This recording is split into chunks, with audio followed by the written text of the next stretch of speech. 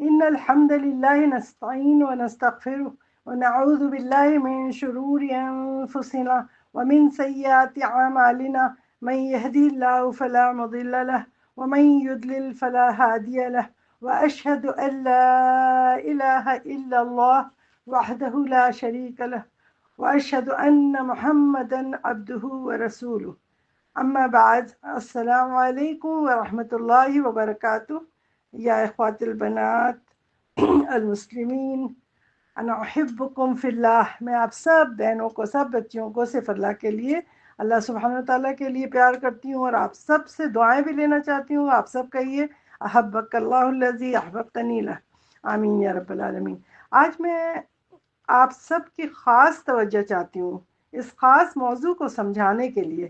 میرا مقصد، میرا مشن، میرا گول صرف اللہ کی رضا اور اس کی دی ہوئی توفیق اور صلاحیت کو استعمال کرتے ہوئے اپنے دل کی گہرائی سے تبلیغ کا فرض اس طرح میں ادا کرنا چاہتی ہوں کہ آپ سب کے دلوں کی گہرائی تک یہ بدع کے ٹاپک کو، خاص طور پہ بہت موسٹ امپورٹنٹ ٹاپک ہے، اس کو باذن اللہ میں آپ کی ہارٹ کی بالکل ڈیپتھ میں، گہرائی میں پہنچا دوں انشاءاللہ تعالی، تاکہ آپ سب خوش دلی سے اس پر عمل کر سکیں. ہدایت دینا تو صرف اللہ سبحانہ و تعالیٰ کے ہاتھ میں. محمد صلی اللہ علیہ وسلم کی سنت کو فالو کرتے ہوئے تبلیغ کرنا، میسج پہنچانا ہم سب کا کام ہے. جیسا کہ قرآن میں سورہ شورہ کی آیت نمبر 52 میں اللہ تعالیٰ فرماتے ہیں وَإِنَّكَ لَتَهْدِي إِلَى صِرَاطِ الْمُسْتَقِيمِ، اور بے شک آپ سیدھے راستے کی طرف ہدایت کریں، گائیڈ کریں، رہنمائی کرتے ہیں. تو یہی کام ہم سب کا ہے. اس کا ایک واقعہ ہے سورہ انعام کی آیت نمبر 153، پہلے سنتے ہیں پھر اس کے بعد بتاتی ہوں میں آپ کو. وَأَنَّ هَذَا صِرَاطِي مُسْتَقِيمًا فَاتَّبِعُوهُ وَلَا تَتَّبِعُوا السُّبُلَ فَتَفَرَّقَ بِكُمْ عَن سَبِيلِهِ ذَلِكُمْ وَصَّاكُمْ بِهِ لَعَلَّكُمْ تَتَّقُونَ. اور یہ کہ میرا سیدھا راستہ یہی ہے، تو تم اسی پر چلنا اور دوسرے راستوں پر نہیں چلنا کہ وہ تمہیں اس راستے سے جدا کر دیں گے، گمراہ کر دیں گے. ان باتوں کا اللہ تعالیٰ تمہیں حکم بھی دیتا ہے تاکہ تم پرہیزگار بنو، تاکہ تم تقوی اختیار کرو. واقعہ کچھ یوں ہوا تھا کہ حضور صلی اللہ علیہ وسلم، حضرت محمد صلی اللہ علیہ وسلم اپنے کچھ صحابی تھے رسول کے، وہ چاروں طرف بیٹھے تھے صحرا میں، اور ریت کے اوپر وہ زمین پہ لکڑی سے، سوکھی لکڑی سے شاخیں بنا رہے تھے، کچھ ڈیزائن ایسے کھینچ رہے تھے. تو لوگوں نے کہا محمد صلی اللہ علیہ وسلم سے کہ آپ یہ کیا کر رہے ہیں؟ تو انہوں نے کہا، دکھایا کہ دیکھو ایک اسٹریٹ لائن انہوں نے بنائی تھی جو بالکل اس سے لگی ہوئی برانچز ڈھیر ساری نکالی تھی چاروں طرف، اور ایک بیچ میں سیدھی لائن بنا دی تھی. تو انہوں نے، حضور صلی اللہ علیہ وسلم نے اس وقت دکھایا سب کو کہ یہ دیکھو، یہ انہوں نے کہا کہ یہ جو سیدھی لائن ہے نا، یہ سیدھے صراط مستقیم ہے، یہ سیدھے راستے. اور پھر انہوں نے یہی آیت پڑھی، یہ والی آیت 153 انعام کی. انہوں نے کہا کہ یہ سیدھی راستہ یہ جو ہے یہ میرا راستہ ہے، بالکل سیدھا اسٹریٹ. ھذا صراط مستقیمہ، یہ بالکل سیدھا اسٹریٹ ہے، اور اس کے ساتھ جو میں نے چھوٹی چھوٹی برانچز بنائی ہیں نا، یہ جتنے راستے سبل ہیں، جتنے چھوٹے چھوٹے راستے جا رہے ہیں رائٹ لیفٹ سے، ہر راستے پہ کون بیٹھا ہے؟ شیطان. شیطان بیٹھا ہوا ہے، وہ تمہیں ادھر سے کھینچ رہا ہے، ادھر سے کھینچ رہا ہے، ادھر بہکا رہا ہے، ادھر بہکا رہا ہے، اور یہ سارے راستے جائیں گے جہنم میں. اور سیدھا جو بیچ کا صراط مستقیم ہے، یہ اسٹریٹ جو جا رہا ہے، یہ سیدھے جنت میں جائے گا. تو میں تم سب کو وصیت بھی کرتا ہوں، تم کو حکم بھی دیتا ہوں کہ تم سب کو اس سیدھے راستے پہ چلنا ہے، اور بالکل نہیں ہٹنا ہے، کہ ابھی نہیں سننا ہے شیطان کی بات، اور تبھی تم تقوی اختیار کرو گے اور اس سیدھے راستے جاؤ گے. انشاءاللہ تعالیٰ تم سب جنت میں پہنچ جاؤ گے. تو آئیے آج ہم سب پہ تہ دل سے، اپنے مالک حقیقی سے، اللہ تعالیٰ سے، اپنے رب سے، اس کے ذکر کی محفل میں یہ دعا کریں کہ اللہم ارنا الحق حقا وارزقنا اتباعه وارنا الباطل باطلا وارزقنا اجتنابه. یا اللہ تو ہمیں حق کو حق بنا کے دکھا دے اور اس پہ عمل کرنے کی ہمیں توفیق عطا فرما دے، اور ہمیں باطل کو اور جھوٹ کو جھوٹ بنا کے دکھا دے اور اس سے بچنے کا ہمیں راستہ سکھا دے۔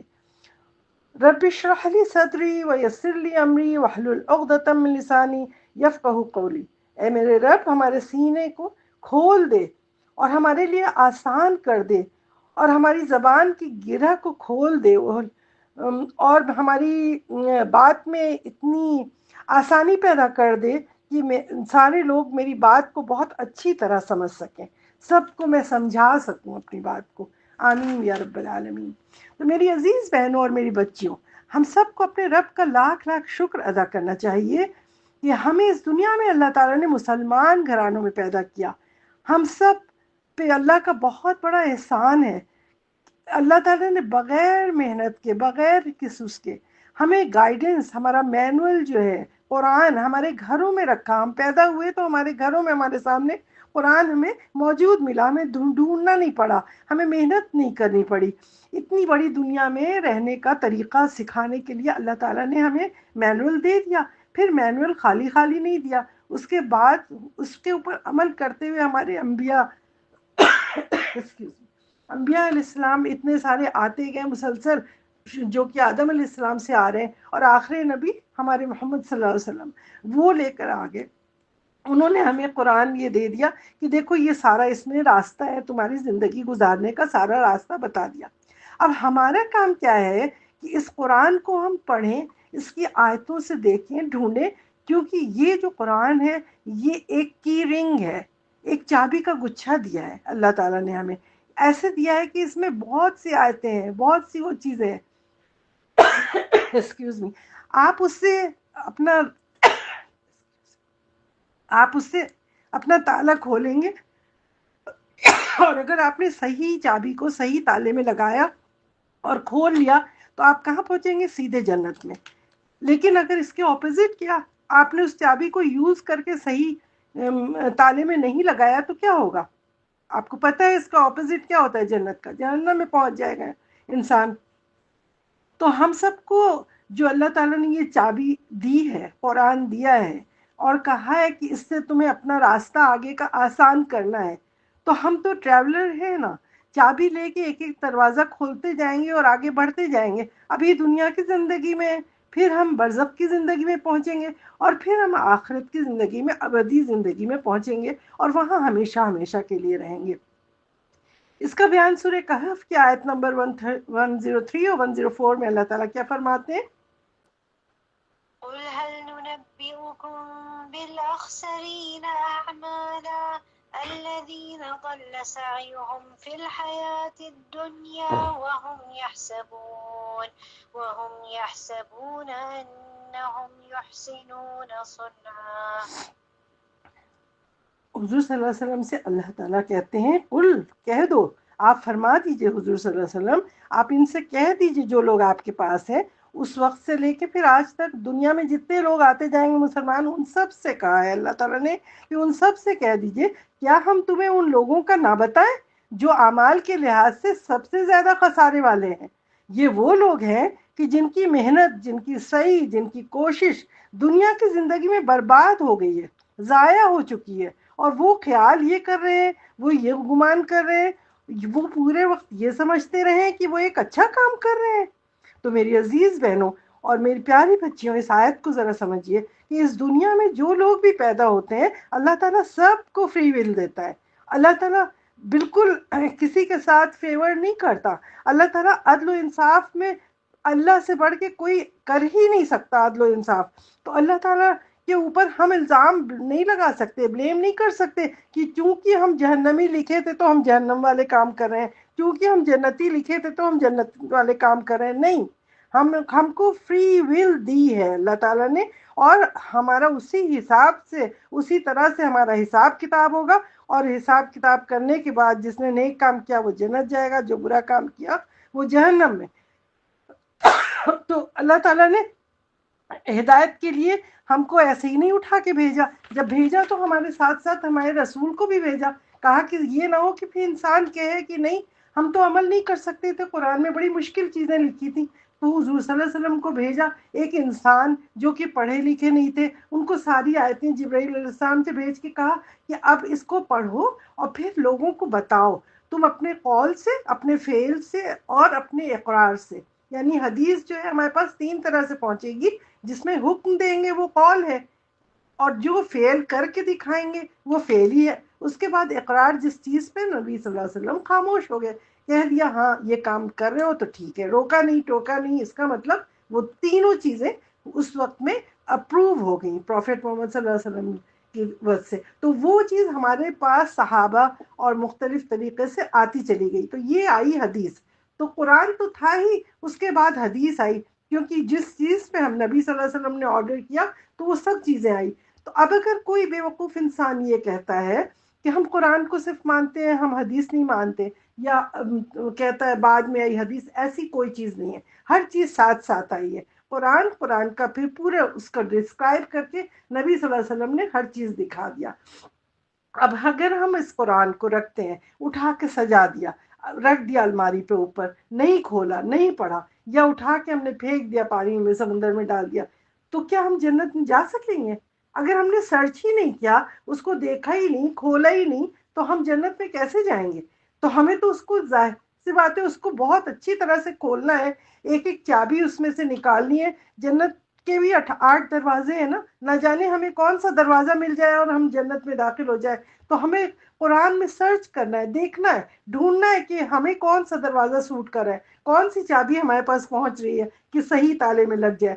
تو یہ تمام دروازوں کی چابی اسی قرآن سے کھلے گی. تو ہم سب کو جنت اگر حاصل کرنی ہے تو پھر ظاہر سی بات ہے ہمیں محنت کرنا ہوگا. بیٹھے بیٹھے تو کچھ نہیں مل جائے گا. صرف آپ اپنی امیدیں لگا لیں کہ اللہ تو غفور الرحیم ہے، وہ تو معاف کر دے گا، وہ تو ہم پہنچ جائیں گے جنت میں، کلمہ تو ہم نے پڑھ لیا. ایسا نہیں ہوتا، کچھ بھی نہیں ہوتا. محنت کرنا ہے. اس دنیا میں بھیجا ہی ہے اللہ تعالیٰ نے اس لیے. آپ بیٹھیں گے نہیں کہ بیٹھ کے قرآن آ گیا چوم لیا، منہ پہ لگا لیا، سر پہ سے گزار دیا، شادی شدہ جوڑے کو اس کے نیچے سے گزار دیا اور پورا قرآن جو ہے پورا اٹھ کے ان کے دلوں میں آ گیا. ایسا کچھ نہیں ہوتا ہے. آپ کو اس کو ایک ایک لفظ پڑھنا ہے، سمجھنا ہے، اس پہ عمل کرنا ہے، اور پھر اس کی تبلیغ بھی کرنی ہے. وہ بھی آپ کے اوپر ذمہ داری ہے. سورہ نساء کی آیت نمبر 123 میں دیکھیے کہ جو ہم بہت امانی کم لکھا ہے کہ ہم بہت سی آرزویں کرتے ہیں نا، اس کا کیسا ذکر اس میں آیا ہوا ہے. 123 آیت نمبر سورہ نساء کی. ليس بأمانيكم ولا أماني أهل الكتاب من يعمل سوءا يجز به ولا يجد له من دون الله وليا ولا نصيرا. نہ ہی تمہاری آرزوؤں پر موقوف ہے یہ، اور نہ ہی اہل کتاب کی آرزوؤں پر. جو کوئی بھی برائی کرے گا اس کی جزا اور سزا اس کو دی جائے گی، اور وہ اپنے لیے اللہ کے سوا کوئی دوست نہیں پائے گا، کوئی مددگار نہیں پائے گا. تو ہم سب کو محاسبہ کرنا ہے اپنا، ہم سب کو دیکھنا ہم کیا کر رہے ہیں. تو ہم جب تک عمل نہیں کریں گے تو ہمیں کچھ نہیں ملنے والا. اللہ تعالیٰ مسلسل اسی لیے قرآن کے ساتھ اور کتاب جتنی کتاب ہیں ان سب کے ساتھ رسولوں کو اس لیے بھیجتے رہے کہ وہ کر کر کے پریکٹیکل ہمیں دکھاتے رہے، تاکہ پھر ہم جو ہے اس کے حساب سے اپنا عمل کرتے رہیں گے. اس دنیا میں جو لوگ پیدا ہوئے ہیں تو وہ 3 کیٹیگری اصل میں ان کی ہوتی ہے عموماً. ایک فرسٹ، سیکنڈ اینڈ تھرڈ. پہلی، اب آج ہم لوگ یہ کرتے ہیں کہ اپنے کو چیک کرتے ہیں کہ آخر ہمارا خود شمار کس کیٹیگری میں ہوتا ہے، پہلی میں یا دوسری میں یا تیسری میں. تو پہلی کیٹیگری ان لوگوں کی ہوتی ہے کہ جن کے پاس علم تو بہت ہوتا ہے، یعنی قرآن بھی ہے، اس کا علم ہے، لیکن وہ عمل نہیں کرتے. ان کے پاس صحیح تالا بھی ہے اور صحیح چابی بھی ہے، دونوں ان کے گھر میں موجود ہے. وہ چاہے تو اپنے پاکٹ سے تالے میں نکالے چابی اور فوراً کھول لے اور خزانہ حاصل کر لے، یعنی جنت حاصل کر لے. اس کو پڑھیں گے تو ظاہر سی بات ہے ان کو جنت مل جائے گی، کیونکہ وہ پڑھیں گے تو عمل کریں گے، عمل کریں گے تو پھر وہ جنت میں چلے جائیں گے. لیکن کیا ہوتا ہے کہ وہ رکھتے بھی ہیں، علم بھی رکھتے ہیں، سب کچھ، لیکن ان کی کاہلی سستی سے وہ اس کو کھولتے ہی نہیں ہیں. وہ کہتے ہیں کہ بس آٹومیٹک چابی اڑ کے پاکٹ سے نکل جائے دروازے میں لگ جائے، تالے میں کھول بھی دے تالا اور پھر کون محنت کرے؟ وہ خود بخود خزانہ اٹھ کے میرے پاس خود آ جائے گا. ان کو محنت کرنے کا دل ہی نہیں چاہتا. وہ ہر چیز کو انہوں نے بھلا دیا ہے. وہ خود محنت نہیں کرنا چاہتے. تو کیا مل جائے گا ان کو؟ جنت مل جائے گی؟ کیونکہ وہ خزانہ ایسے ہی پڑا رہے گا، بند رہے گا. وہ تو بھکاری بن جائیں گے، محروم ہو جائیں گے، کیونکہ ان کی لاپرواہی اور سستی اور کاہلی نے ان کو اس قابل ہی نہیں رکھا کہ وہ خزانہ حاصل کرے. ان کی مثال اسی طرح کی دین کا علم جس طرح ہوتا ہے کہ سب کو پاس اگر ہے، آپ کے پاس آپ جان رہے ہیں کہ یہ آپ عمل کریں گے آپ جنت میں اس سے جائیں گے، لیکن آپ سستی کر رہے ہیں. مثال لے لیں کہ مسجد میں جا نہیں رہے، اذان سن رہے بیٹھے ہیں، جا ہی نہیں رہے، تو یہ کیا جنت میں جانے کا طریقہ ہے؟ اسی طرح قرآن رکھا ہے گھر میں، کھول ہی نہیں رہے، پڑھ ہی نہیں رہے. تو علم تو ہے آپ کے پاس، آپ اس کو دیکھ ہی نہیں رہے. زبان اللہ نے دی ہے، ذکر ہی نہیں کر رہے، چپ بیٹھے. لیکن کچھ بھی نہیں کرے گا انسان، صرف چاہے گا. امانی اپنی اپنی خیال، یہ جیسے آیت میں ہے نا کہ وہ آپ آرزویں کر رہے ہیں جنت میں جانے کی. اپنی آرزوؤں سے جنت نہیں مل جائے گی، عمل سے جنت ملے گی آپ کو، ایسے ہی نہیں مل جائے گی. آپ ٹالا ٹولی کرتے رہیں گے اور عمل نہیں کریں گے. اور بے عملی کرنے سے کیا ہوتا ہے؟ بے عملی کی عادت پڑ جاتی ہے، لت پڑ جاتی ہے، لذت آنے لگ جاتی ہے اسی کے اندر، اور انسان پھر ٹالتے ہی جاتا ہے. اور اس طرح کیا ہوتا ہے کہ وہ خزانے سے محروم ہو جاتا ہے. اب دوسرے ٹائپ کے لوگوں کو دیکھ لیجئے. دوسرے ٹائپ کے ایسے لوگ ہوتے ہیں کہ ان بیچاروں کے پاس علم ہی نہیں ہوتا اور وہ حاصل بھی نہیں کرنا چاہتے. وہ اپنی بنائی ہوئی غلط غلط چابی کو غلط غلط تالے میں لگاتے جائیں گے، کھول اچھا کھل جائے گا، اس سے کھل جائے گا، چلو ہم اس چابی کو اور خوبصورت بنا لیتے، ڈائمنڈ کی بنا لیتے، سونے کی بنا لیتے، اور ہم اس سے کھول لیں گے. بس ٹرائی کر رہے ہیں، یعنی بالکل کوئی بےتکی باتیں کرتے چلے جا رہے ہیں. دنیا میں طرح طرح کے اپنے طریقے سے، نئے نئے طریقے سے عبادت کیے چلے جا رہے ہیں. لیکن ان کو یہ نہیں پتا ہے کہ وہ کیسے، کون سی چابی کہاں لگے گی، تب جا کے ہمیں جنت ملے گی. تو وہ بھی اپنے خزانے سے محروم ہو جائیں گے، ان کو بھی نہیں ملے گا، ہے نا. کچھ بھی آپ کرتے رہیں گے، آپ ٹرائی کرتے رہیں، لیکن قرآن نہیں کھولیں گے تو آپ نے علم ہی نہیں سیکھا، تو آپ کے عمل کا کیا فائدہ؟ آپ پہاڑ جتنا عمل کر دیں، کرتے چلے جائیں، لیکن اس کا کوئی اللہ کے یہاں قبول نہیں ہوگا، کیونکہ آپ کے پاس آپ نے اس کو عمل شرعی کیا ہی نہیں. آپ نے شرعی علم سیکھنے کی کوئی توجہ نہیں دی. آپ نے اپنی سستی دکھائی، آپ مسلسل ٹالا ٹولی آپ کرتے رہے، پورا ٹائم گزر گیا. ٹمارو نیور کمس. آپ کل کے لیے اچھا آج نہیں کرتے، کل کر لیں گے، آج نہیں کر، پتہ چلا موت کا فرشتہ آیا اور آپ کو لے گیا، اور آپ بغیر شرعی علم سیکھے دنیا میں الٹے سیدھے سارے کام کرتے رہے. خوب غریبوں کی مدد کر رہے ہیں، بہت کریم کہلا رہے ہیں، بہت سخی کہلا رہے ہیں، سب کچھ. لیکن جب گئے تو آپ کے پاس نہ دین کا علم تھا، نہ آپ نے شرع پہ کوئی عمل کیا تھا. تو پھر آپ کو اللہ کے یہاں جنت نہیں ملنے والی. تو اس طرح آپ بھی محروم ہو گئے. تو پہلے وہ محروم ہو گئے، دوسرے یہ تمام اجر سے یہ بھی محروم ہو گئے. اب تیسرے وہ لوگ ہوتے ہیں، تھرڈ کیٹیگری جو آتی ہے، اس میں یہ یاد رکھیں کہ وہ جنت کا تالا ان کے پاس بھی ہوتا ہے، چابی بھی پتہ ہے جنت کی ایک ہی ہوتی ہے، سیدھی جو کھولتی ہے. اور وہ کیسے ملے گی؟ وہ صرف سنت نبی پہ چل کے. جب حضور صلی اللہ علیہ وسلم نے جو راستہ ہمیں بتا دیا، ہم اس کے اوپر جب چلیں گے، جیسے کہ آل عمران میں، سورہ آل عمران کے آیت 32 میں اللہ تعالیٰ فرماتے ہیں قل اطیعوا اللہ و اطیعوا الرسول. آپ کہہ دیجئے کہ تم لوگ اطاعت کرو اللہ کی اور اس کے رسول صلی اللہ علیہ وسلم کی. تو جو تھرڈ کیٹیگری کے لوگ ہوں گے، جب وہ اللہ کی اور اللہ کے رسول کی اطاعت کریں گے تو وہ کامیاب ہو جائیں گے. وہ سنت کے بتائے ہوئے طریقے پہ چلیں گے تو وہ فلاح پا جائیں گے، ان کو خزانہ بھی ملے گا، ان کے لیے جنت میں داخلہ بھی آسان ہو جائے گا. تو وہ محروم نہیں ہوں گے. پہلے کے دونوں لوگ تو محروم ہو گئے اپنی وجہ کے حدیث سوائے سستی کے اور بے علمی، یعنی بے علمی تھی اور بے عملی تھی. دو چیزیں ان کے اندر تھی، ایک کے اندر علم نہیں تھا اور ایک کے اندر عمل نہیں تھا. اور آپ لوگ روزانہ دیکھیں 17 دفعہ تو ہم قرآن میں 17 فرض نمازوں میں بار بار روز پڑھتے ہیں نا، صراط الذین انعمت علیہم غیر المغضوب علیہم ولا الضالین. یہ پڑھتے ہیں روزانہ. کیوں پڑھتے ہیں؟ کہ ہم صراط الذین انعمت علیہم، وہ راستہ کہ جس پہ انعام کیا اللہ تعالیٰ نے، وہ کون ہے؟ یہ تھرڈ کیٹیگری والے لوگ ہیں کہ جن پہ انعام کیا، جو ہدایت، کیونکہ وہ قرآن پڑھتے بھی ہیں، سب کرتے ہیں، یہ وہ لوگ ہیں. تو ہم دعا کرتے ہیں یا اللہ تعالیٰ تو ہمیں ان میں ڈال دے، اللہ سے سیدھے راستہ مانگتے ہیں. ہم کہتے ہیں غیر المغضوب، جو وہ علم رکھتے ہیں یہود، ان میں نہیں ڈالنا. یا اللہ تعالیٰ تو ہمیں ان میں نہیں ڈالنا کہ غیر المغضوب علیہم، جن کے جو کہ علم رکھ کے عمل نہیں کرتے، اور نہ ہی ان میں ولضالین کہ جو بہت زیادہ عمل کر رہے ہیں، پہاڑ جتنا عمل کرتے ہیں، لیکن ان کا عمل اس لیے صحیح نہیں ہوتا کہ انہیں علم ہی نہیں ہوتا، علم نہیں حاصل کرتے. تو یہ کتنی دفعہ ہم پڑھتے ہیں، جب پڑھتے ہیں نماز، تو اگر ہم 17 دفعہ روزانہ اسی طرح یہ سوچتے رہے کہ ہم کیا پڑھ رہے ہیں، تو پھر ہمیں سمجھ آئے گا کہ ہمیں کیا کرنا ہے.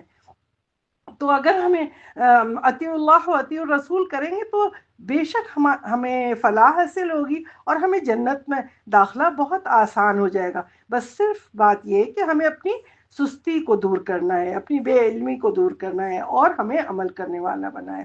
اس سے ظاہر ہو گیا کہ صرف ایک ہی راستہ ہے. اور اس کے لیے حضور صلی اللہ علیہ وسلم نے کیا کہا، بتایا تھا کہ جنت اگر تمہیں حاصل کرنا ہے تو وہ ایک راستے کو پکڑو جو اللہ اور رسول کا ہے. انہوں نے کہا کہ قیامت کے دن جب میں جاؤں گا تو جنت کے دروازے پہ کھٹکھٹاؤں گا اور نوک کروں گا. جب آواز آئے گی اندر سے کہ کون، فرشتے پکار کے کہیں گے کون، تو میں کہوں گا کہ محمد. تو وہ فرشتہ اندر سے کہے گا، دربان جو ہوگا جنت کا، وہ کہے گا ہاں ہاں مجھے تو یہی حکم ملا تھا کہ جب محمد صلی اللہ علیہ وسلم آ کے کسی دروازے کو نوک کرے تب جا کے تم دروازہ کھولنا، اور کسی کے لیے نہیں کھولنا. تو جنت کا باب کس سے کھلے گا؟ صرف وہی ایک چابی ہے جو محمد صلی اللہ علیہ وسلم کے راستے پہ چلنے والی، وہی جائیں گے انہی کی پیروی میں، تبھی جا کے ہم جنت کھلوا سکیں گے. اگر ہم دنیا میں چاہیں کہ ہمارے پیر صاحب کھلوا دیں، ہمارے ولی کھلوا دیں، ہمارے باپ دادا کھلوا دیں، یہ سارا ان کی ہم کاپی کرتے جائیں گے تو ہمارا دروازہ کبھی نہیں کھلنے والا. یہ اچھی طرح سے یاد کر لیں. آپ پہاڑ برابر نیکیاں سکھا دیں گے، آپ کے باپ دادا، آپ کے پیر مرید کہیں گے یہ کر دو، بکرا ذبح کر دو، یہ پڑھ دو، قرآن خوانی کر لو، 1.25 لاکھ کا آیت کریمہ کر لو، یہ کر لو، وہ کر لو. کوئی بھی چیز ہمیں، پہاڑ جتنی بھی آپ عمل کر لیں گے کچھ نہیں ہوگا. اللہ کے ہاں کوانٹیٹی کو نہیں دیکھتے، کوالٹی کو دیکھتے ہیں. ایک لا الہ الا اللہ کا وہ پلڑے پہ رکھ دیں اور پہاڑ دوسرے اس پہ رکھ دیں گے عمل کا، تو لا الہ الا اللہ والا نیچے چلا جائے گا. یعنی کہ جو چیز سب سے زیادہ شرع سے ثابت ہے، صرف وہ چیز ہمیں جنت میں لے جائے گی. اب آپ اگر کہیں کہ نماز میں اذکار کے اندر کہا ہے کہ 33 دفعہ سبحان اللہ، یہ تحلیل اور تمہید اور تکبیر، یہ 33 دفعہ بتایا گیا ہے. ہم کہتے ہیں نہیں، ہم تو اس کو 50 دفعہ پڑھ لیتے ہیں، ہم اسے 60 دفعہ پڑھ لیتے ہیں، ہم تو زیادہ کر لیتے ہیں نا عمل. لکھا تو 33 ہے، تو کیا وہ قبول ہوگا اللہ کیا؟ نہیں. یعنی جو بتا دیا ہمارے نبی نے وہی کرنا ہے. اگر فجر کی نماز آپ کو پڑھنی ہے، آپ کو دو فرض کہا ہے، ہم کہتے ہیں نہیں نہیں ہم تو 4 فرض پڑھیں گے، یہ تو بہت کم بتائی گئی ہے. تو کیا اللہ کیا قبول ہوگا؟ نہیں ہوگا. تو جو چیز نبی نے بتائی تو نہ آپ اسے کم کر سکتے ہیں نہ زیادہ. جو چیز ہے ویسی کی ویسی ایز از کریں گے تب ہمارے وہ قبول ہوگا اللہ کیا. اور اپنے دل سے لگا کے اگر ہم نے کوئی بھی کام کیا تو اللہ کے ہاں وہ عبادت بالکل بھی قبول نہیں ہونے والی. تو ہمیشہ جب بھی کوئی عبادت کرے تو آپ دیکھ لیں اچھی طرح سے کہ آپ یہ کیا کر رہے ہیں، آخر آپ کو ثواب حاصل کرنا ہے یا نہیں. تو آپ اپنے کو پہلے بالکل مائنڈ میں کلیئر ہو جائیں، یہ سوچیں کہ ہم جو کام کر رہے ہیں آیا کہ یہ ہمارے نبی صلی اللہ علیہ وسلم سے ثابت ہے، قرآن اور حدیث اس میں بتاتا ہے کہ ہاں یہ ثابت چیز ہے تو میں کروں، نہیں ہے تو نہیں کروں. حکم ہے تو کرو، روکا ہے تو رک جاؤ. جیسے کہ سورہ آل عمران کے آیت نمبر 31 میں دیکھتے ہیں اللہ تعالیٰ کیا فرماتے ہیں. قل إن كنتم تحبون الله فاتبعوني يحببكم الله ويغفر لكم ذنوبكم والله غفور رحيم. آپ صلی اللہ علیہ وسلم کہہ دیجئے اگر تم اللہ سے محبت کرتے ہو تو میری، یعنی محمد صلی اللہ علیہ وسلم سے کہا ہے کہ آپ کہیے کہ میری پیروی کرو، اللہ تم سے محبت کرے گا اور تمہارے گناہ کو بخش دے گا، اور اللہ بے حد بخشنے والا ہے اور نہایت مہربان ہے اللہ تعالیٰ.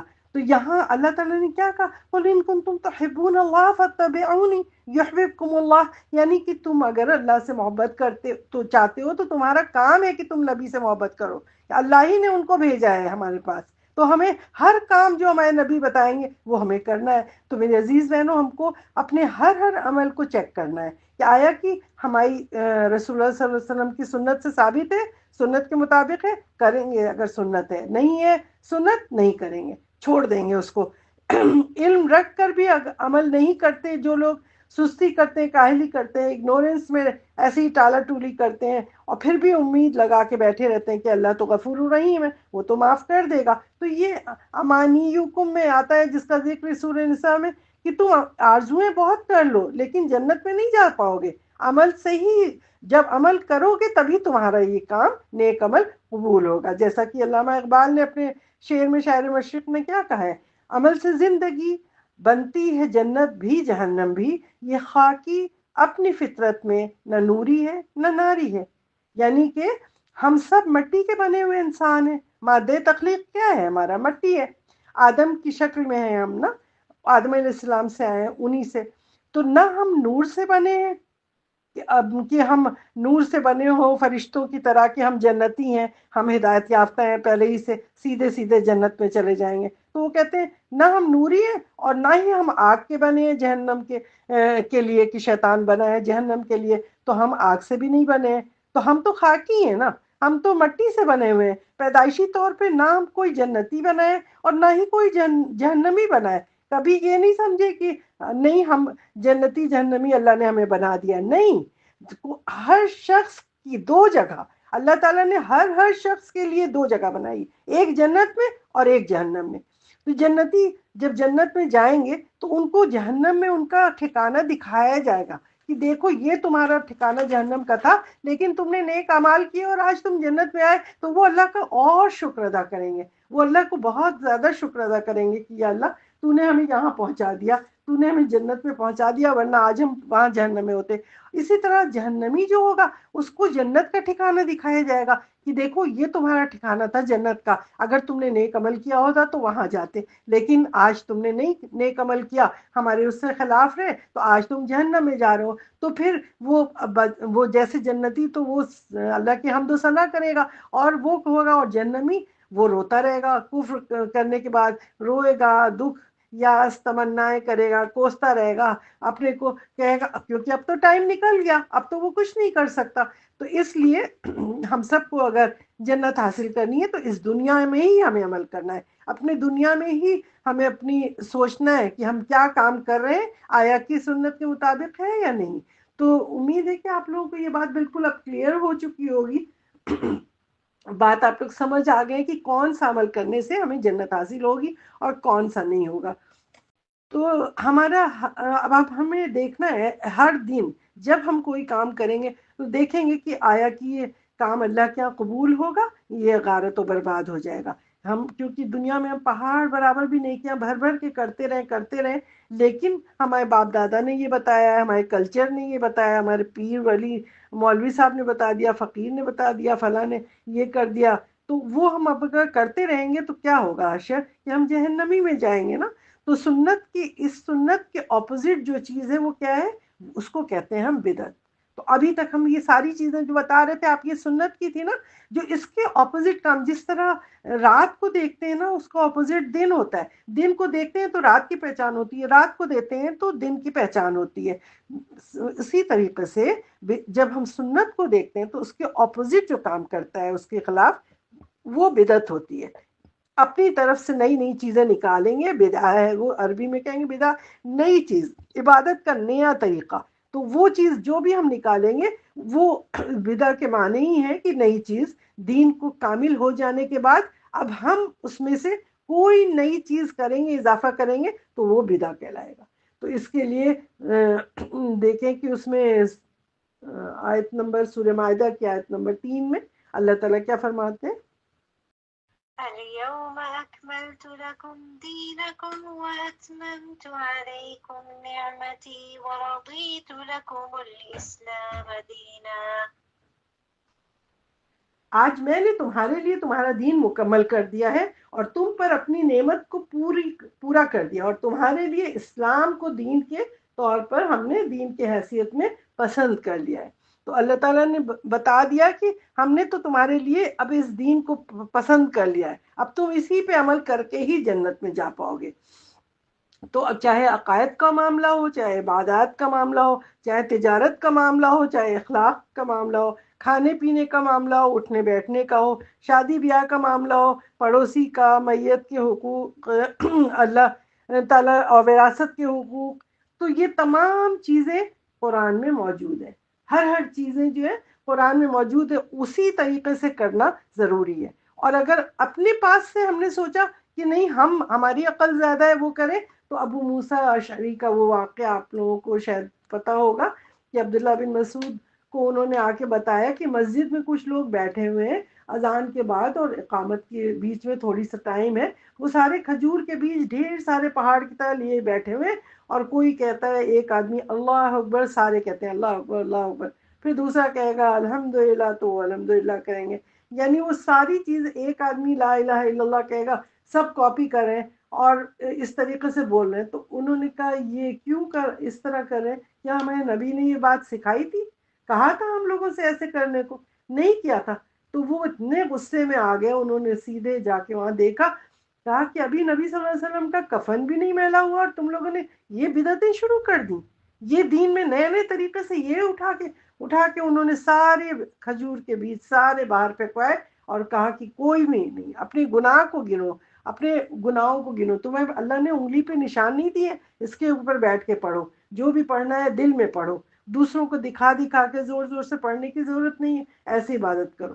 اور ہم لوگ کیا کرتے ہیں کہ مسجدوں میں بھر بھر کے رکھیں املی کے بیج اور کھجور کے بیج اور سب جا کے کوئی بھی وقت ہوا تو بوری اٹھا لو، بیٹھ کے آیت کریمہ 1.25 لاکھ پڑھ لو۔ اتنا 1.25 لاکھ پڑھنے کی کیا ضرورت ہے؟ آپ ایک جملہ بھی پڑھ کے اللہ کو پکاریں تو اللہ تعالیٰ سیدھے جواب دیتا ہے۔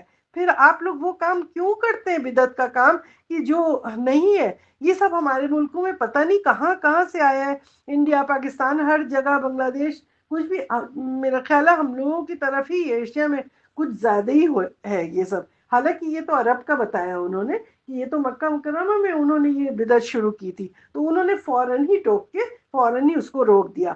تو اس طرح کوئی بھی چیز آپ لوگ دیکھیں تو آپ سب کا فرض ہے کہ آپ اس کو روکیں، کہیں بھی دیکھیں تو آپ اس کو روکیں آپ کے کہنے سے، کیونکہ اس میں ساری چیزیں آپ دیکھیں، شادی بیاہ ہر چیز میں، مرنے پہ جو بھی لوگ منا رہے ہیں، جو بھی کر رہے ہیں نا چیزیں، وہ چیزیں نہیں ہیں ہمارے دین میں۔ پلیز وہ ساری بدعتوں کو روکنے کے لیے سب اٹھ کے کھڑے ہو جائیں۔ کہیں بھی دیکھیں، دین کامل ہونے کے بعد اپنی طرف سے جو بھی لوگ اضافہ کر رہے ہیں، یہ ساری بدعتیں جو گناہ کبیرہ ہے، یہ معاف نہیں ہوگی۔ حضور صلی اللہ علیہ وسلم سے یہ بغاوت ہے، اللہ سے، اللہ کے رسول سے بغاوت ہے۔ کیا ہم یہ کہتے ہیں کہ نبی صلی اللہ علیہ وسلم نے اپنا دین پورا نہیں بھیجا تھا؟ وہ ہم یہ کہہ رہے ہیں کہ اللہ کے دین میں سے انہوں نے کچھ چھپا لیا تھا؟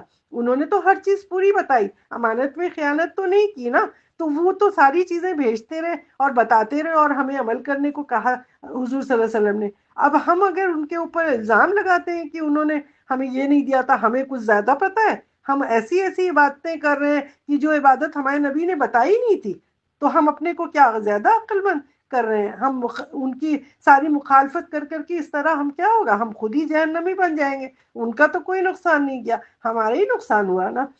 اس کے لیے وہ حدیث آپ سب کو پتا ہوگا حوض کوثر کی، کہ حضور صلی اللہ علیہ وسلم کا، آپ کو سب کو پتا ہے کہ انا اعطیناک نقل کوثر فصل لربک ونحر، اس میں کیا ہے؟ کوثر جو ہے ایک نہر ہے، اور وہ حوض کوثر ہے وہاں پہ اللہ تعالیٰ کے پاس حشر کے میدان میں، تو اس میں سے حضور صلی اللہ علیہ وسلم ساری اپنے امت کو پانی یہ پلائیں گے، ایسا پانی ہوگا کہ جو بہت میٹھا، بہت سفید دودھ کی طرح، بالکل ٹھنڈا، اس سے فرحت ہوگی، بہت زیادہ پیاس یعنی ہمیشہ کے لیے بجھ جائے گی، اور اتنا اچھا میٹھا پانی ہوگا۔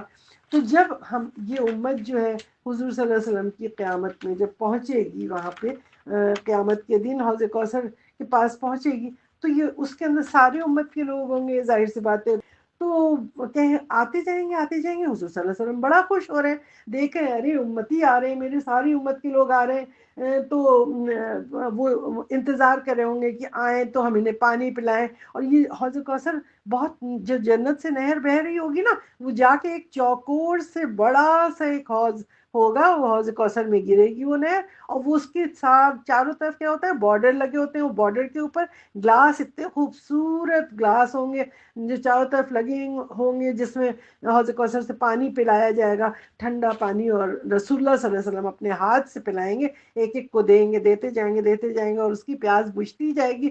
اور وہ اتنے گلاس ہوں گے کہ ان کی تعداد کہتے ہیں کہ آسمان میں جو ستارے ان کے برابر ہوگی. اور آپ سوچیں ذرا، امیجن کریں، وہ نہر اتنی خوبصورت، پانی اتنا میٹھا، وہ اور وہ ہم لوگ پینے کے لیے کتنا تڑپتا ہے انسان کہ وہ پی لے اور ہماری پیاس بجھ جائے. جس دن کی حشر کے میدان کے اندر اتنی شدید گرمی ہوگی اس وقت، تو اس کے لیے سب لوگ جا رہے ہوں گے، جاتے جائیں گے.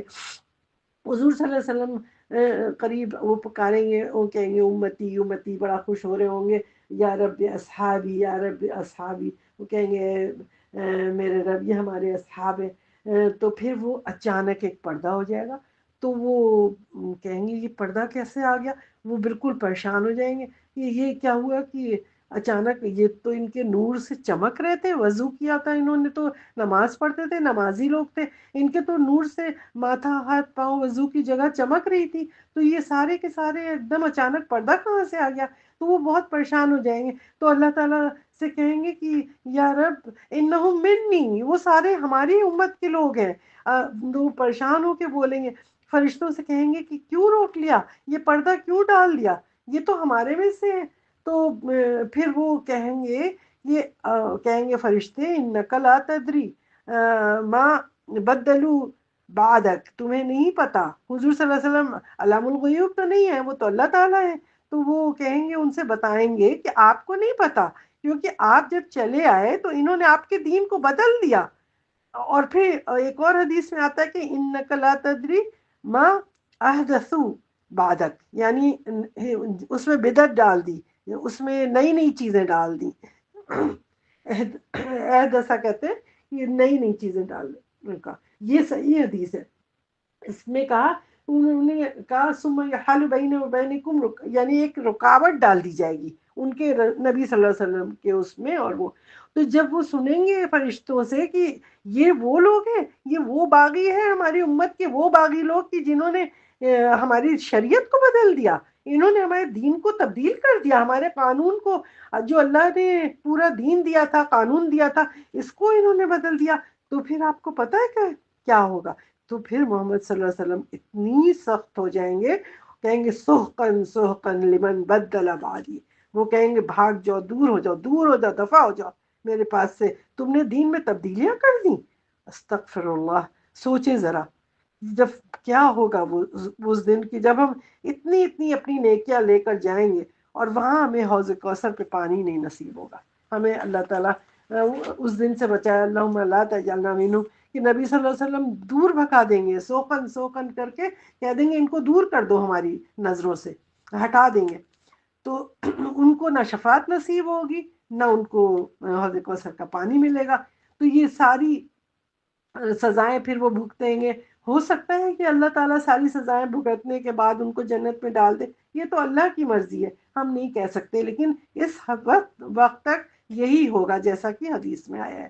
تو یہ بدعت ایسی ڈینجرس چیز ہے، کوئی چھوٹی موٹی چیز نہیں ہے. بدعت ایجاد کرنا دین میں نئی نئی چیز، یہ بہت ڈینجرس معاملہ ہے. کیونکہ انسان جو ہے باغی ہو جاتا ہے کہ اللہ، وہ اپنے پاس سے بدل دے رہا ہے اللہ کے دین کو. وہ اپنا سمجھ رہا ہے کہ ہم جو کر رہے ہیں یہ کام زیادہ اچھا ہے.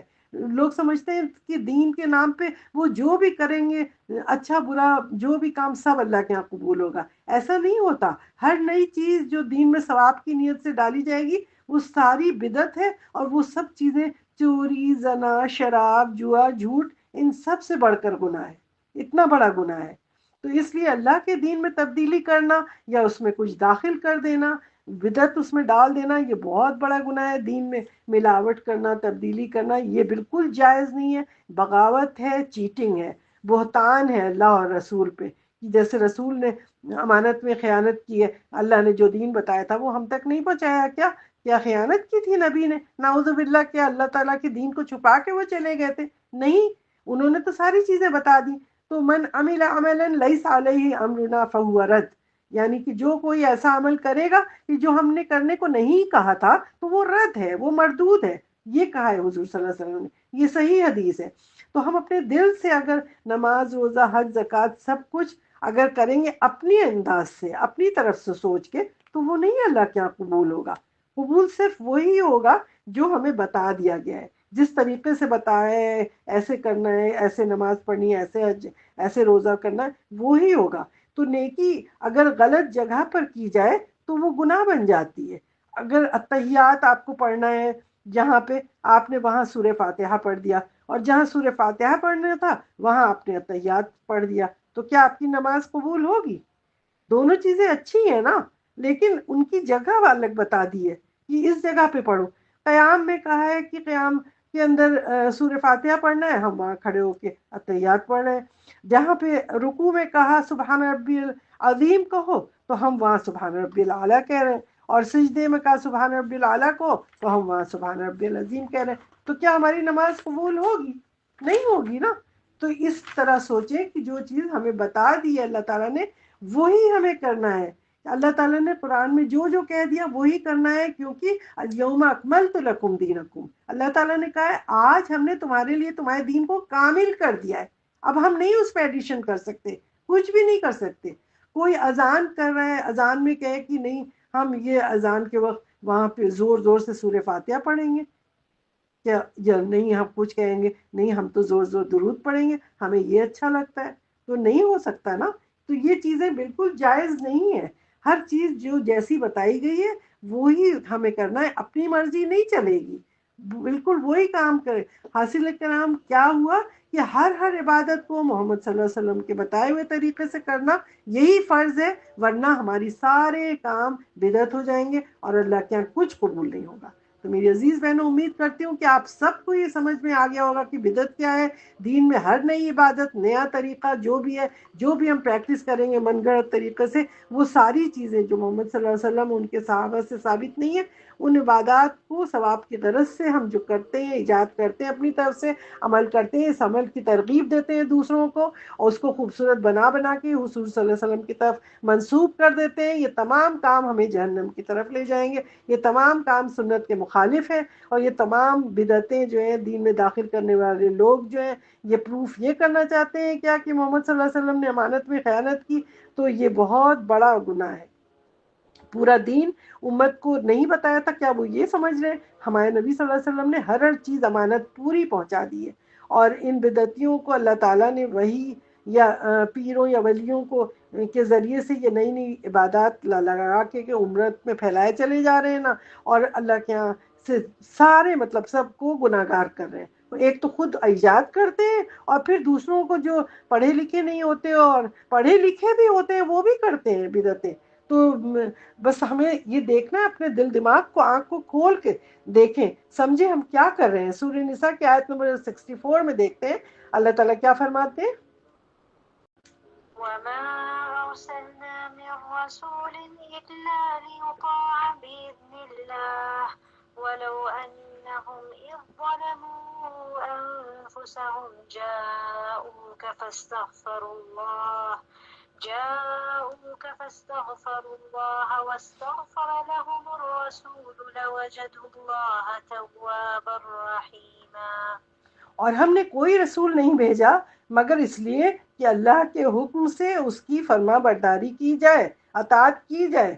اور اگر یہ لوگ جب انہوں نے اپنی جان پر ظلم کیا، یعنی بدعتیں کی، اپنی طرف سے نئی نئی چیزیں نکال کے ڈال دیا، نئے نئے گناہ کرتے چلے گئے، اور یہ بدعتی جب آپ کے پاس آتے ہیں اور اللہ سے بخشش مانگتے ہیں، اور رسول بھی ان کے لیے بخشش مانگتے ہیں اللہ سے، تو پھر وہ اللہ کو بہت توبہ قبول کرنے والا اور بہت رحم کرنے والا پاتے ہیں۔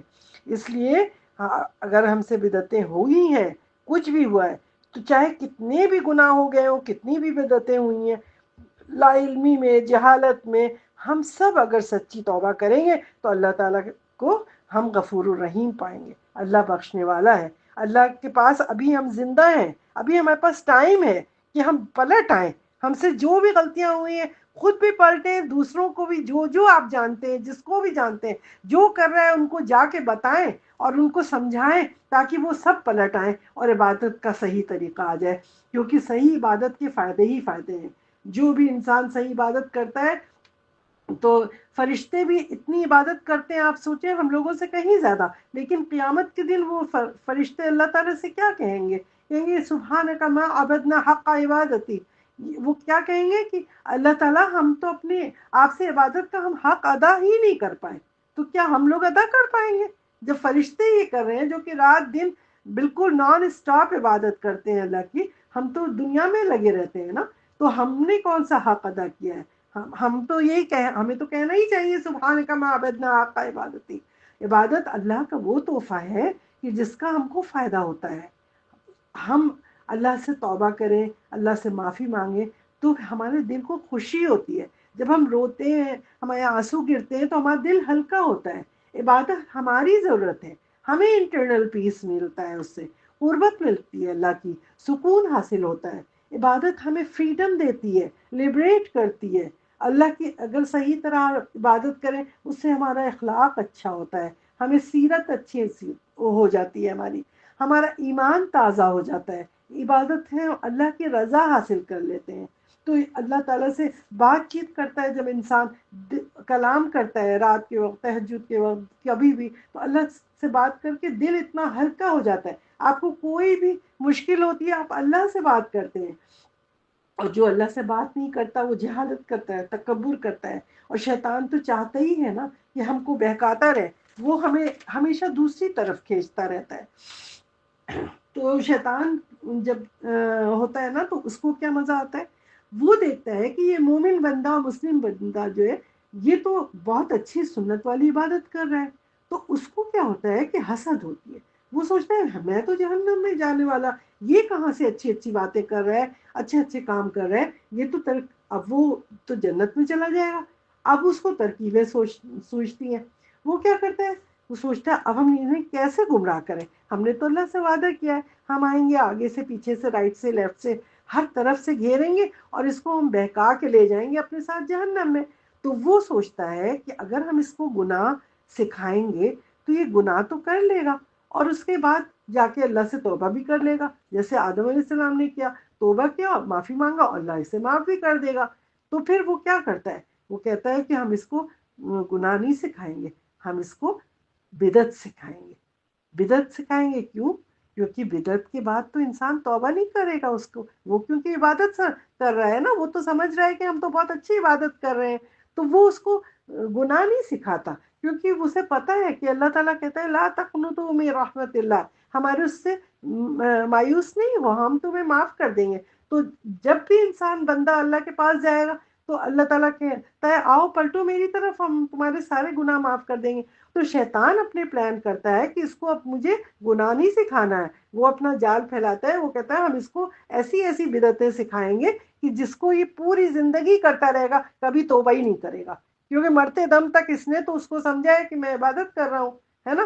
تو وہ تو اچھا ہی سمجھ رہا ہے نا، اچھا سمجھ کے میلاد کر رہا ہے، اچھا سمجھ کے آیت کریمہ کا ختم اچھا سمجھ کے ساری کام کرتا چلا جا رہا ہے وہ، تو وہ جاتا ہے ان کے دلوں میں یہ ڈالتا ہے کہ اس طرح سے کرو، ایسا کرو، ایسا کرو، تاکہ تم اس عبادت میں آگے بڑھو۔ اس جتنی بھی یہ بدعتیں ہیں نا اس کو، اور اس کو بہت خوبصورت بنا کے دکھاتا ہے وہ، کیونکہ شیطان کو یہ سمجھ لیں کہ شیطان ہاتھ پکڑ کے ہمیں کبھی کسی کام کو نہیں کروا سکتا، وہ ہمارے دل میں وسوسے ہی ڈالتا ہے، کرتے ہم خود ہیں۔ وہ ہندوؤں کو، یہودیوں کو، نصارہ کو، ان سب کو دیکھ کے دوسرے مذاہب میں وہ کہتا ہے دیکھو یہ لوگ تو سال بھر اتنے تیوہار مناتے ہیں، اتنا انجوائے کرتے ہیں لائف، اور تم لوگ تو صرف 2 عیدیں منا کے بیٹھے رہتے ہو، کتنی بڑی حماقت ہے۔ وہ کہتا ہے ان 2 عیدوں پہ تمہارے بچے کہاں انجوائے کرتے ہیں، چلو نئی نئی چیزیں بتاتے ہیں، ہر مہینے ایک نئی چیز کرو۔ تو وہ اپنے بچوں کو ہمیں سب سکھاتا ہے۔ وہ کہتا ہے شیطان، کیونکہ وہ ہاتھ پکڑ کے تو نہیں کروائے گا نا ہم سے گناہ، وہ تو ہمارے دل میں وسوسے ڈال رہا ہے، بس خیال ڈال رہا ہے، اور ہم خود کر رہے ہیں۔ تو ہم تو اس کے وسوسے کو سنتے ہیں. عملی جامہ تو ہم خود خوشی سے کرتے ہیں نا. ہم اپنے علماء سے، اپنے بزرگ حضرات سے، ہم خود اپنے خاندان سے، اپنے دوست احباب سے، سب سے ڈفرینٹ مذاہب کے تہوار کو کاپی کرنے لگتے ہیں. ہم دیکھتے ہیں ان کے پاس ہر ماہ میں کچھ نہ کچھ ہو رہا ہے پورے سال، تو ہم بھی ان کے پاس کوئی کرسمس منا رہا ہے، کوئی ہیلوئن، کوئی ویلنٹائن، کوئی ہے نیو ایئر، کوئی سالگرہ کر رہا ہے، کوئی ہولی ہے، دیوالی ہے، دشہرا ہے، تعزیہ تو وہ کرتا ہے. تو پھر مسلمان کیا کرتے ہیں، چلو ہم بھی تعزیہ نکالتے ہیں، ہم بھی محرم میں اور ربیع الاول میں اور رجب میں سب میں نئی نئی چیزیں ہم بھی کرتے ہیں. ربیع الاول میں آ کے میلاد کر لیں گے، اس میں شربت بنا لیں گے، اس میں حلیم بنا لیں گے، اس میں چراغا کر لیں گے، یہ گھر سجا لیں گے، وہ کر لیں گے. شعبان میں اس میں کبھی کنڈے کر لیں گے رجب کے، کبھی شعبان کے حلوے طرح طرح کے بنا لیں گے، سبیل بنا لیں گے اور حلیم بنا لیں گے. اور شادی بیاہ ہوگی تو اس میں میلاد کریں گے، قرآن خوانی کر لیں گے، اور مرنے پر بھی طرح طرح کی رسمیں کریں گے، سوئم بھی کر لیں گے، 40واں برسی یہ سب بنا لیں گے. مہندی اور شادی ہوگی تو شادی سے پہلے مہندی بھی کریں گے، ڈھولکی کریں گے، قوالی کریں گے، ڈانس کریں گے، اسٹیج پر پیسے نچھاور کریں گے.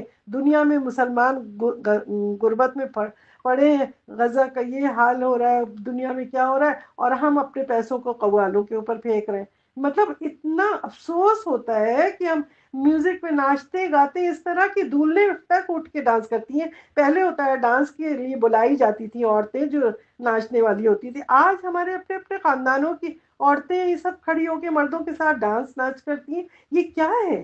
ہر چیز میں نئی نئی رسمیں، نئی نئی چیزیں. یہ شیطان ہمیں یہ ساری چیزیں سکھاتا ہے کہ سارے گناہ کے کام کرو اور مرتے دم تک تم اس سے توبہ بھی نہیں کرو گے، کیونکہ تم نے تو اس کو اچھا سمجھا ہے نا.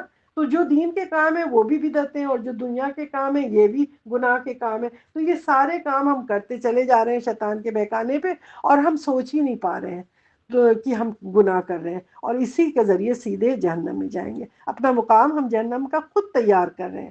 تو ہر ماں کی یہ بدعتیں ہم شیطان کا کھیل نہیں سمجھ پا رہے ہیں اور کرتے چلے جا رہے ہیں. رجب کے اندر بدعتیں دیکھ لو، 27 رجب کو الاسراء والمعراج کا اس کی رات منا رہے ہیں. یہ ہے ہی نہیں، رجب میں کچھ بھی نہیں ہے، کوئی عبادت نہیں ہے. حدیث ساری غلط غلط بیان کی جاتی ہے، کوئی ثبوت نہیں ہے رسول اللہ صلی اللہ علیہ وسلم سے. پھر ایک صلاۃ رغائب مانی جاتی ہے، پہلے جمعے کو رات میں 12 رکعت پڑھی جاتی ہے.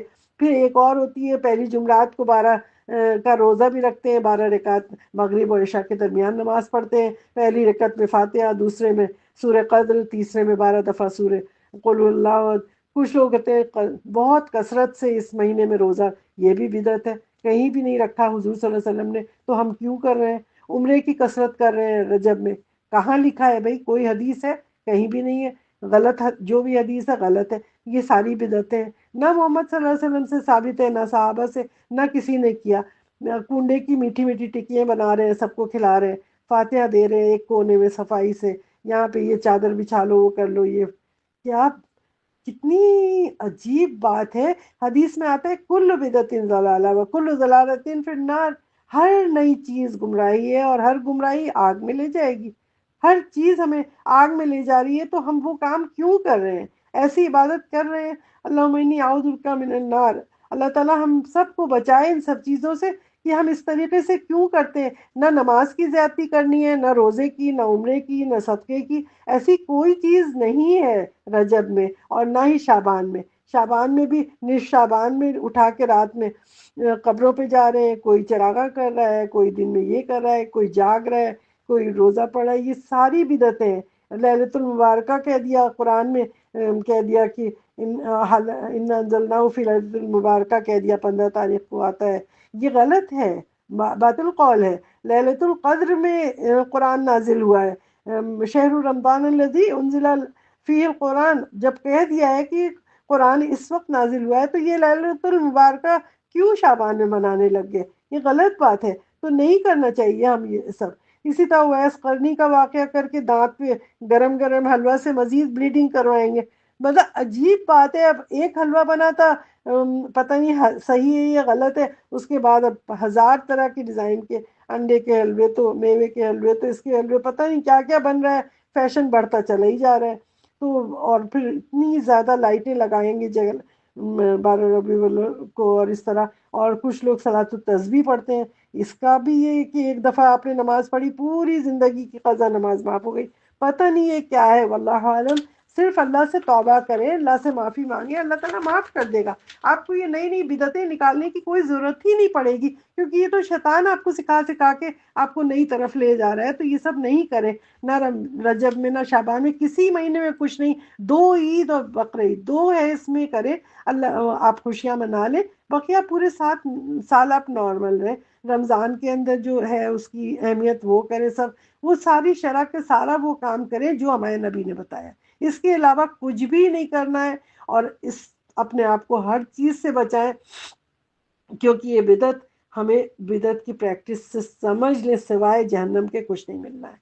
تو جو بھی فرض کام جو اللہ تعالیٰ نے بتایا ہے وہ کرنا ہے، جو نفل کام بتایا ہے جو ہمارے نبی نے کیا ہے وہ ہمیں کرنا ہے۔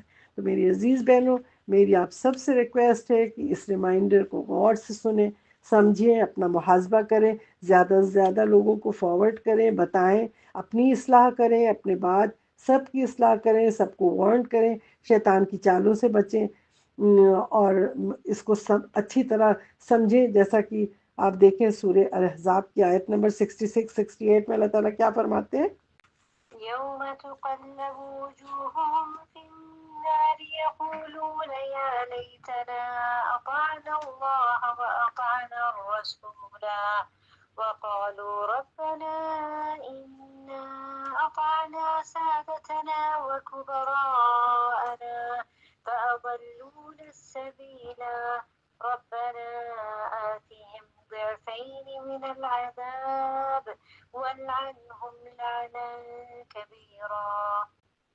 یہاں اللہ تعالیٰ فرماتے ہیں کہ وہ لوگ کیا کہیں گے، یوم تقلب، اے ہمارے رب ہمیں بدعہ کے فتنے سے بچا لے۔ اچھا اس آیت میں نہیں ہے۔ تو جس دن ان کے چہرے آگ میں، یوم تقلب وجوہ، جس دن ان کے چہرے آگ میں الٹ پلٹ کیے جائیں گے، اور وہ کہیں گے کہ اے کاش کہ ہم نے اللہ کا کہنا مانا ہوتا اور ہم نے رسول اللہ صلی اللہ علیہ وسلم کا کہنا مان لیا ہوتا۔ یعنی وہ وقت تو ختم ہو گیا، مہلت تو ختم ہو گئی، اب قیامت میں حسرت ہی کرے گا نا انسان، کچھ بھی نہیں فائدہ ہوگا۔ اور وہ کہیں گے کہ اے ہمارے رب، بے شک ہم نے اپنے اماموں اور اپنے سرداروں اور اپنے بڑوں کا کہنا مانا تھا، ان کی اطاعت کی تھی، تو انہوں نے ہمیں اصل راہ سے گمراہ کر دیا تھا۔ اب وہ اللہ سے شکایت کریں گے کہ ہم نے خود نہیں کیا تھا بلکہ انہوں نے ہمیں گمراہ کیا تھا، ان کی شکایت کریں گے۔ شکایت کرنے کا کوئی فائدہ، اس وقت تو کچھ نہیں ملنا آپ کو۔ تو اے ہمارے رب، وہ کہیں گے کہ انہیں تو دگنا عذاب دے دے، ڈبل عذاب دے، اور ان پر لعنت کر، اور بہت بڑی لعنت کرو۔ اللہ تعالیٰ سے غصے میں آ کے وہ اپنی غصہ نکالیں گے اور کہیں گے یا اللہ ان کے اوپر بہت لعنت ملامت کرو، ان کو ڈبل ڈبل عذاب دے۔ آپ ان کو ڈبل عذاب بھی دلوا دیں، آپ کا عذاب تو نہیں کم ہوگا نا۔ تو یہ تو دنیا ہی میں اپنے کو نہیں ہم نے بچایا تو بس ختم۔ یہ آیتیں دیکھ لیں، قرآن میں سارا لکھا ہوا ہے صاف۔ اسی طرح سورہ فرقان کی آیت نمبر، اس میں بھی وارننگ ہے 27 سے 29 میں، اللہ تعالیٰ کیا فرماتے ہیں؟ ويوم يعض الظالم على يديه يقول يا ليتني اتخذت مع الرسول سبيلا يا ويلتى ليتني لم أتخذ فلانا خليلا لقد أضلني عن الذكر بعد إذ جاءني وكان الشيطان للإنسان خذولا۔ اور جس دن یہ ظالم جو ہیں، جو کفر کرتے تھے، انکار کرتے تھے، بدعت کرتے تھے، یہ اپنے دونوں ہاتھ دانتوں سے کاٹیں گے، کہیں گے اے کاش کہ میں رسول کے ساتھ کچھ راستہ اختیار کر لیتا، ہائے میری بربادی، کاش کہ میں نے فلاں کو اپنا ولی اور دوست نہیں بنایا ہوتا، بے شک اس نے تو مجھے نصیحت سے گمراہی کر دیا۔ اس کے بعد کہ وہ قرآن آیا میرے پاس، اور شیطان ہمیشہ انسان کو چھوڑ جانے والا ہے، ہر وقت پہ دھوکہ دینے والا ہے۔ شیطان بہکاتا ہے، اس کے بعد دھوکہ دے کے نکل جاتا ہے، آگے بڑھ جاتا ہے۔